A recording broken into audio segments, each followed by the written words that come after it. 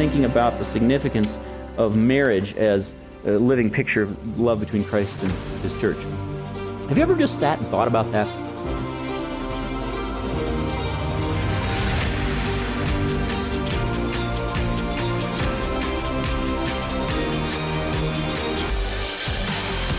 Most Christians have some awareness of the theological fact. You took a theology test, and you got a question about, does marriage exist to display the love of Christ in the church? Yeah, true. And we have that piece of information in our brains.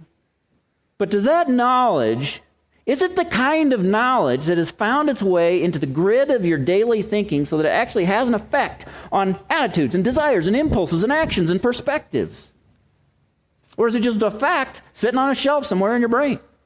I'm saying this because I've been convicted this week about, I think for me it's been the latter. It hasn't found its way into my life very much.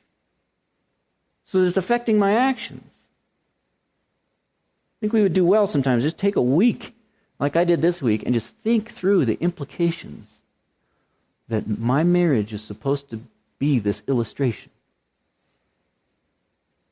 Because if you don't spend time thinking about this, then your conception of what marriage is will come from the TV or movies or news or the folks at work talking or the world. It's inevitable. You have no choice. You can't help it. If your way of thinking and feeling about marriage is not built on Scripture, then it will just be absorbed from somewhere, and it'll be the influences of this world.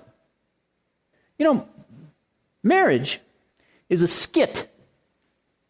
That's why it exists. The reason God ordained for me to meet Tracy and marry her is for the purposes of a skit. You know what a skit is? It's a little play, a little drama designed to illustrate some truth. And so, here I am in this skit. Then I imagine the Lord sitting in my living room as the director of this little skit. Just imagine this. Imagine this in your home. You're talking to your husband. You're getting annoyed with him, or you're talking down to him, you're talking to him like a child or whatever, you're short with him, and all of a sudden Jesus stands up, cut.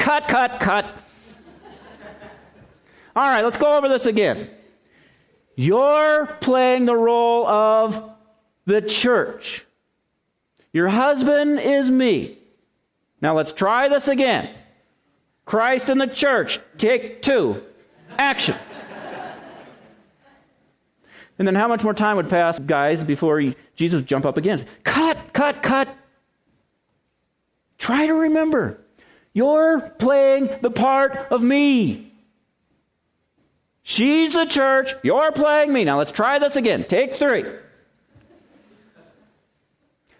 I just think if we thought this way about marriage, what kind of impact would it have on our attitudes?